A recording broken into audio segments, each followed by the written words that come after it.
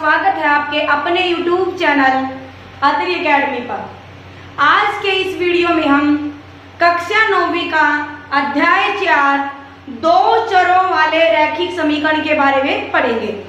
और आज का हमारा विषय है रैखिक समीकरणों के हल। रैखिक समीकरणों के हल क्या होते हैं? रैखिक समीकरणों में हम प्रयोग करते हैं चर। चर क्या होती हैं?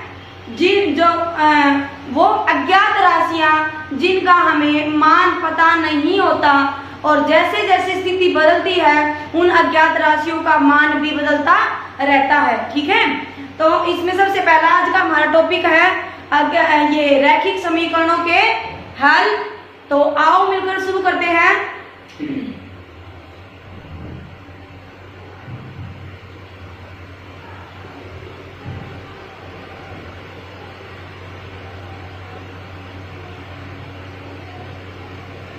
रैखिक समीकरण के हल हमने एक बार उदाहरण लिया 6x जमा 3y बराबर 18। 6x जमा 3y बराबर 18। अभी मैंने क्या बताया? रैखिक समीकरण के हल क्या होंगे? चर का वह मान जिस पर समीकरण के दोनों पक्ष दायां पक्ष और बायां पक्ष बराबर आ जाएं तो वो क्या होगा? रैखिक समीकरण का हल होगा। तो यहाँ पर आपके पास चर कौन से हैं? x और y क्या है? दो चर हैं। अब यहाँ से हमारे पास हम इस पक्ष में चर का मान रखें और उस मान पे दायां पक्ष बायां पक्ष बराबर आ जाए तो वही क्या होगा? उस रैखिक समीकरण का हल होगा। तो यहाँ से पहले मैं उठाती हूँ 6x जमा 3y बराबर 18। एक बार मैं मान रख के देखूं, x का मान 2 और y का मान भी मैं 2 रखती हूँ। ठीक है, x और y दोनों का मान 2 रखती हूँ समीकरण में रखने पर।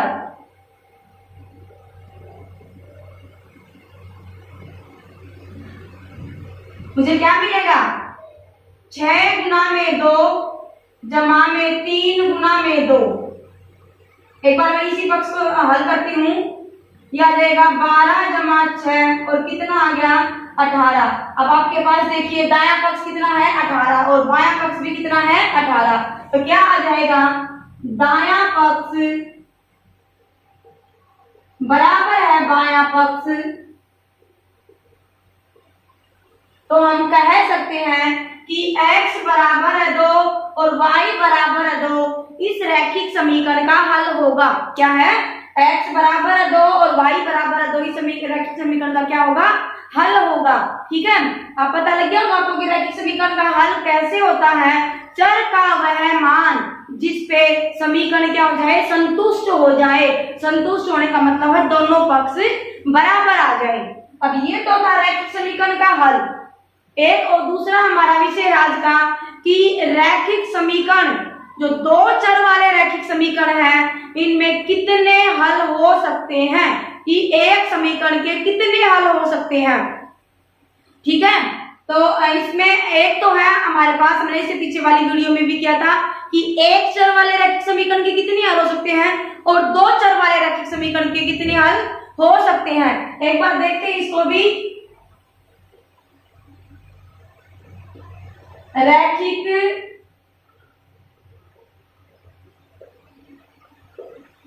कितने हल हो सकते हैं?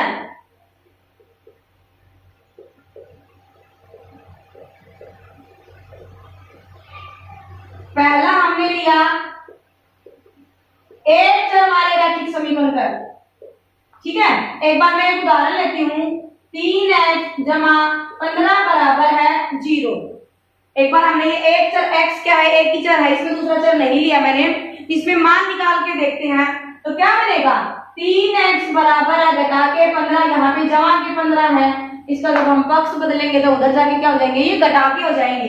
तो x कितना जाएगा? हम करेंगे घटा के 15 और बटे में 3। x का मान कितना आ गया? घटा के 5। x का मान कितना आया? घटा के 5।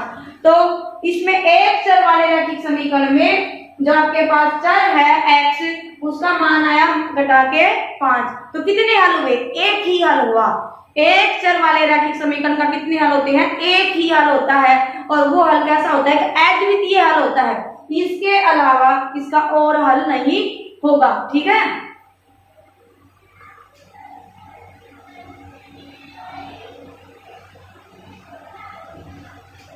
अब इसी का पहला भाग था एक चर वाले, अब मैं लिख रही हूं दो चर वाले रैखिक समीकरण के कितने हल होंगे। मैंने लिया यहां से 3x जमा 4y बराबर है 20।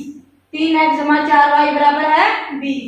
यहां से मैं लिखूंगी 4y बराबर है 20 घटा के 3x, और y बराबर आ गया 20 घटा के 3x बटे में 4। ठीक है, अब मैं x की जगह पे एक बार 0 रख के देखती हूँ। x की जगह पे 0 रखी तो क्या आ जाएगा? y का मान आ जाएगा 20 घटा में 3 गुणा 0 क्या बन गया? 0 बटे 4, इतना आ गया 5। तो x का मान 0 रखने पे y का मान कितना आया? 5। तो 0, 5 है वो इस रैखिक समीकरण का क्या है? इस रैखिक समीकरण का एक हल है।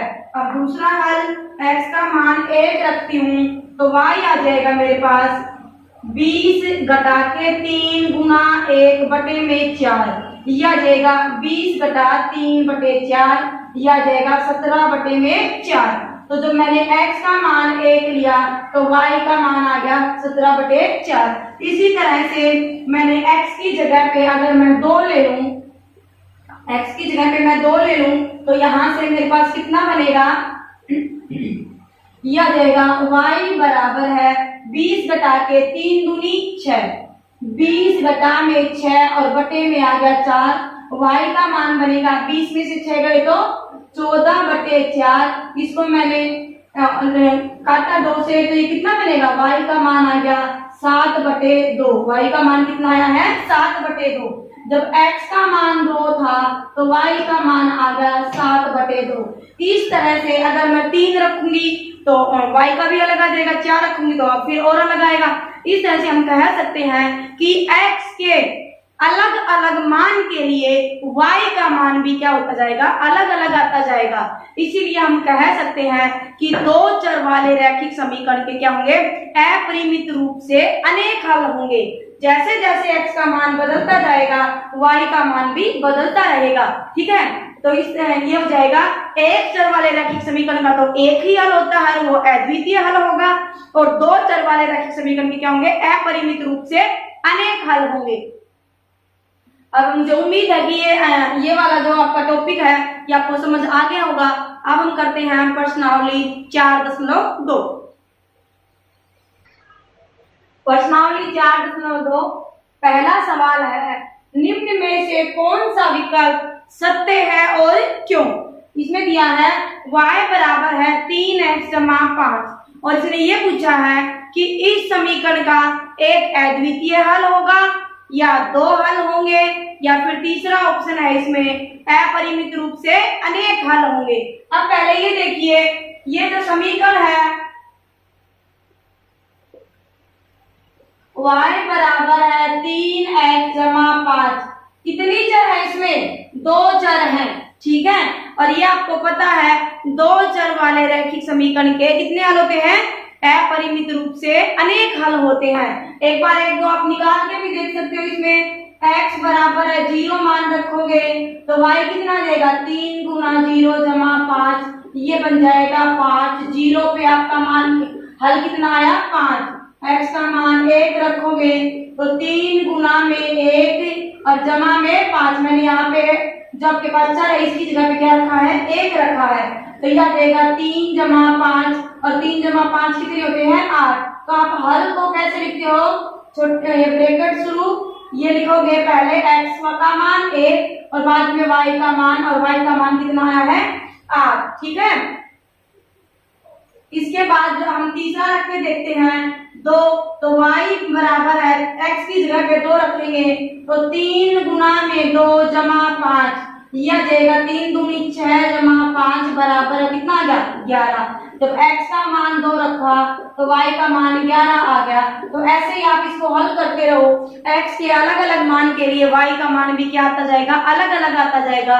तो इसमें हमारा जो तीसरा ऑप्शन है कि अपरिमित रूप से अनेक हल होंगे इस समीकरण के, और क्यों होंगे कि x के हर अलग मान के लिए y का भी क्या होगा, एक अलग मान होगा। समझ आया। इसके बाद हमारा सवाल 2, निम्न समीकरणों में से प्रत्येक के 4 हल लिखो।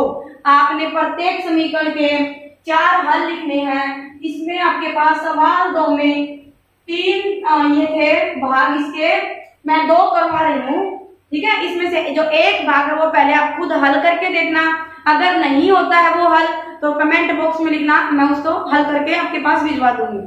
देखना, पहला भाग है सवाल 2 भाग 1, ये है 2x जमा y बराबर है 7। अब 2x जमा y बराबर है 7 है तो अलग अलग 4 हल निकालने हैं। तो हम क्या करते हैं, y को तो आप इधर रख लेंगे और 7 घटा के 2x को आप इधर लेके जाएंगे, दूसरी साइड में बदल लेंगे। अब क्या करते जाएंगे, x का मान पहले 0 रखेंगे, फिर x की जगह पे 1 रखेंगे, फिर x की जगह पे 2 रखेंगे, और इस तरह से और जितने भी हल पूछे 1 2 3 5 7 जितने भी पूछे हम x के अलग अलग मान रखते जाएंगे। और इसमें एक बात और ये भी है, आप x का मान चाहे ऋणात्मक रखिए, चाहे धनात्मक रखिए, चाहे 0 रखिए, आपकी मर्जी है, आप इसमें कौन सा भी मान रख सकते हैं। तो मैं रखती हूँ x बराबर है 0, तो y का क्या बनेगा, y बराबर है 7 घटा में 2 गुना 0, यह रहेगा 7 घटा 0 कितना आ गया 7। तो पहला मान क्या आया, पहले हम x का लिखेंगे और दूसरा फिर y का लिखा जाएगा, ये होगा पहला मान। अब मैं x बराबर है 1 मान, समीकरण इसको 1 ले लीजिए, समीकरण 1 में रखने पर y कितना आ जाएगा 7 घटा 2 गुना 1, तो 7 में से 2 गुना 1 बनेगा 2, 7 में से 2 गए तो बन गया 5। आपका मान कितना, हल क्या आया, आपका हल आएगा x का मान 1 है तो y का मान क्या होगा 5 होगा। इसी तरह से मैं x बराबर 2 मान समीकरण 1 में रखूं तो y आ जाएगा मेरे पास 7 घटा में 2, और x की जगह पे 2 रखेंगे, यहाँ 2 रखेंगे तो 2 गुणा में 2, 2 गुणा 2 यह जाएगा 7 घटा में 4, और x का मान 2 रखने पर y का मान कितना आ गया 3। तो हल क्या होगा, x का 2 है तो y का बन गया 3। इसी तरह से मैं रखूंगी x बराबर है 3 मान, समीकरण 1 में रखने पर x बराबर है 3 रखूंगी तो y का मान बनेगा 7 घटा में 2 गुना 3, 7 घटा में 2 गुना में 3, यह देगा 7 घटा में 6 कितना आ गया 1। कितना बना आपका हल क्या आया, x का 3 मान रखा तो y का मान आ गया 1, 1 2 3 और 4, ये 4 हल हो गए। 4 हल कौन से हुए, x का मान 0 रखा तो y का मान आ गया 7, तो हल क्या होगा 0 7, दूसरा होगा 1 5, तीसरा हल होगा 2 3 और चौथा हल होगा 3 1। ठीक है, अब इसका करते हैं हम भाग 2।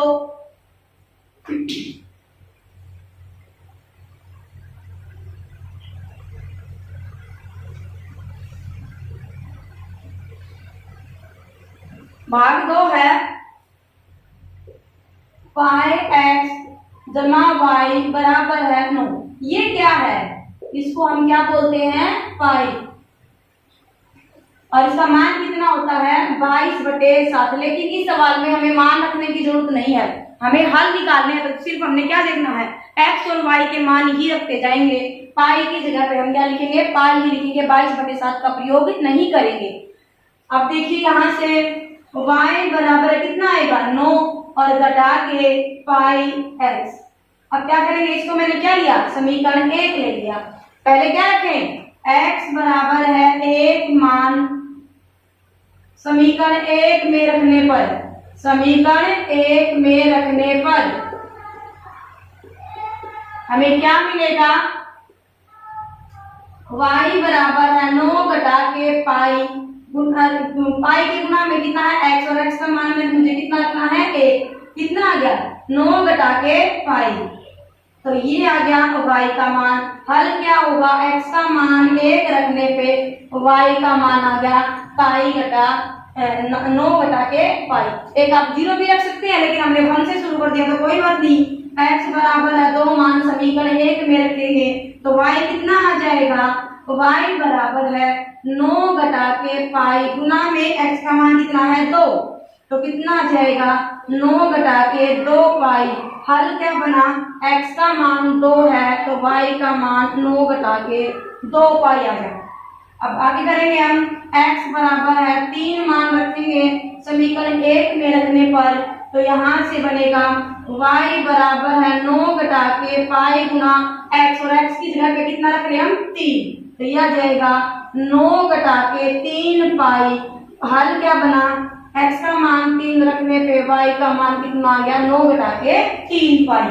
अब चौथा हल और निकालते हैं, तो चौथे हल में आप क्या करेंगे, x बराबर है 4 रख लो, x बराबर है 0 रख सकते हो, x का मान घटाकर 1 भी रख सकते हो। यहाँ पर आपकी मर्जी है, आप x का मान कोई भी रखते जाइए, लेकिन अलग अलग रखने पड़ेंगे। यहाँ से मैं रखूं x बराबर है 4 मान समीकरण 1 में रखने पर, समीकरण 1 में रखने पर x बराबर है 4 लिया तो क्या जाएगा, y बराबर है 9 घटा के पाई, और पाई की के गुणा में क्या है x, और x का मान हम क्या रख रहे हैं 4, तो ये गुणा में आ जाएगा 4। कितना आ जाएगा y का मान, y बराबर है 9 घटा के 4 पाई, 9 घटा में 4 पाई, तो हल आ गया हमारा, जब x 4 रखा तो y आ गया 9 घटा के 4 पाई। तो हल क्या आए, पहला हल आ गया 1 और 9 घटा के पाई, दूसरा आ गया 2 और 9 घटा के 2 पाई, तीसरा आ गया 3 और 9 घटा के 3 पाई, और चौथा आ गया 4 और 9 घटा के 4 पाई। ठीक है, मुझे उम्मीद है कि आपको ये समझ आ रहा होगा। अब चलते हैं सवाल 3 पे। सवाल 3 है, बताइए कि निम्न में से कौन कौन समीकरण x घटा के 2y बराबर है 4 के हल हैं। इसमें दे रखे हैं 0 2, 2 0 और 4 0, और अगला है वर्गमूल 2 और 4 वर्गमूल 2। आपको ये बताने हैं कि ये समीकरण के हल हैं या नहीं। अब देखो, पहले 2 सवाल में हमने क्या किया था कि आपके पास रैखिक समीकरण दे रखा था और हमने उसके हल निकाले हैं। ठीक है, x का मान रखा तो y का एक अलग मान आया, फिर दोबारा फिर से हमने x का एक अलग मान बदल दिया तो y का भी एक अलग मान आ गया। ठीक है, अब ये जो लास्ट के 2 सवाल हैं इस प्रश्नावली के, इनमें क्या दे रखा है, हल दे रखे हैं। इसलिए देखो, ये हल दे रखे हैं, समीकरण दे रखा है और हल दे रखे हैं। अब ये चेक करना है कि ये इसी समीकरण के हल है या नहीं। ठीक है, तो हम कैसे करते हैं, हल ये देखने होते हैं कि ये दिए गए हल है ये इस समीकरण के हैं या नहीं। क्या करेंगे, उन x और y के मान को दिए गए समीकरण में रख देंगे। अगर दायां पक्ष बराबर बायां पक्ष आ गया तो ये होगा कि हाँ, ये जो हल है ये इसी समीकरण का है, और अगर नहीं आया दायां पक्ष बराबर बायां पक्ष तो कह देंगे कि ये हल इस समीकरण का नहीं है। अब देखते हैं सवाल 3। समीकरण दे रखा है हमारे पास x घटा के 2y बराबर है 4। अब मैं पहले x घटा के 2y लेती हूँ, यहां से पहले लूंगी मैं बायां पक्ष,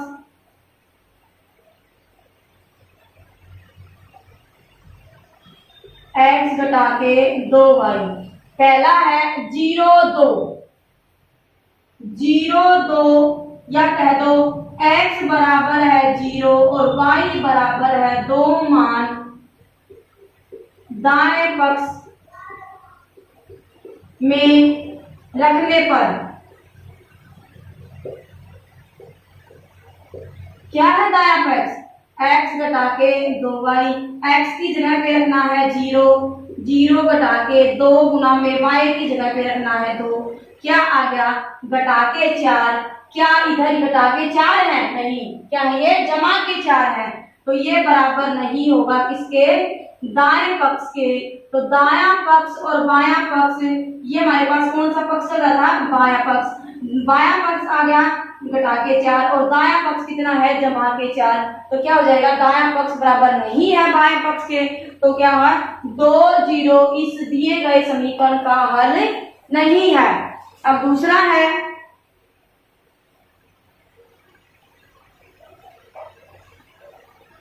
ये था 0 2, अगला है 2 0, x बराबर है 2 और y बराबर है 0 मान समीकरण, इसको आप एक लिख दो, एक में रखने पर, आपको थोड़ा छोटा लिखने के लिए ऐसे भी कर सकते हो, एक में रखने पर क्या मिलेगा हमें, हमने दायां पक्ष बायां पक्ष लिया, ये है x घटा के 2y, x की जगह पे है 2 घटा में 2, y की जगह पे है 0, कितना आ गया हमारे पास 2 और बायां पक्ष कितना है 4, यहां से बायां ये है दायां पक्ष आ गया, दायां पक्ष आ गया हमारे पास 4, तो दायां पक्ष बराबर नहीं है बायां पक्ष, 2 बराबर नहीं होता 4 के, तो हम कहेंगे कि 2 0 भी दिए गए समीकरण 1 का हल नहीं होगा।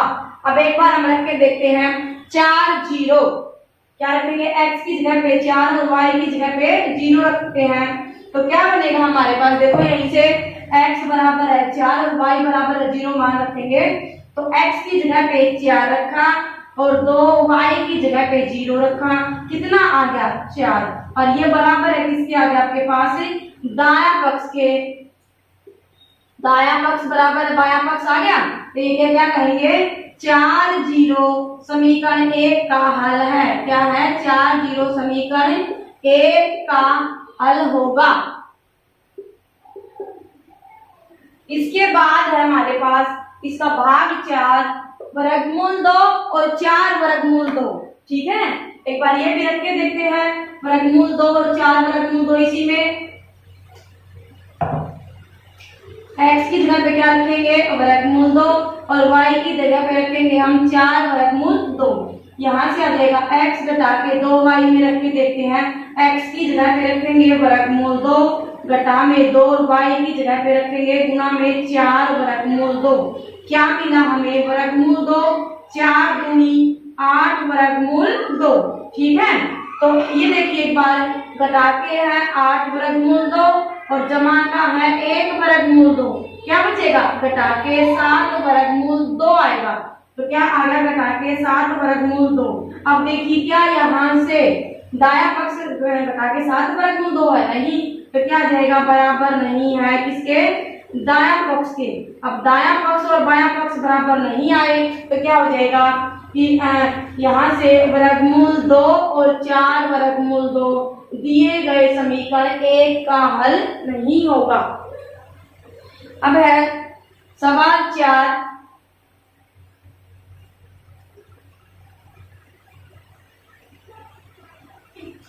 सवाल 4 में क्या दे रखा है, k का मान ज्ञात करना है जबकि x बराबर है 2 और y बराबर है 1, इस समीकरण का हल है, दे रखा है समीकरण का हल है, ठीक है। अगर ये समीकरण का हल है तो इसमें दायां पक्ष बराबर है क्या आएगा बाएं पक्ष के बराबर आएगा, तो इससे आप क्या कर लेंगे यहाँ से दायां पक्ष में आपके पास कोई ना कोई मान आएगा और बाएं पक्ष में और दाएं पक्ष में क्या है k है, तो k का मान आ जाएगा। यहाँ से हम शुरू करते हैं सवाल 4, समीकरण है 2x जमा के 3y बराबर है 2। अब जब x बराबर है 2 और y बराबर है 1 मान समीकरण, इसको मैं 1 ले लेती हूँ, 1 में रखने पर हमें क्या मिलेगा 2 गुना में x का मान कितना है 2, 3 गुना में y का मान कितना है 1 बराबर है क्या आ गया k, 2 दूनी बन गया 4 और 3 एकम 3, ये आ गया k, तो 7 बराबर है क्या आ गया k, यानी कि k का मान हमें क्या मिल गया 7, ठीक है। इस तरह से हल देके इस तरह के क्वेश्चन हैं वो इम्पोर्टेंट होते हैं। किसी में ए बी सी दे देंगे, किसी में के दे देंगे और एक एक्स और वाई का मान दे दें कि ये एक्स वाई का मान है, ये इस समीकरण का हल है, तो आप ए की वैल्यू निकालिए, बी भी दे सकते हैं, के भी दे सकते हैं। तो इस तरह के सवाल आपके परीक्षा की जो दृष्टि से महत्वपूर्ण है। और इसी के साथ हमारी प्रश्नावली 4.2 पूरी होती है और अगले वीडियो में हम अगली प्रश्नावली 4.3 के साथ हाजिर होते हैं।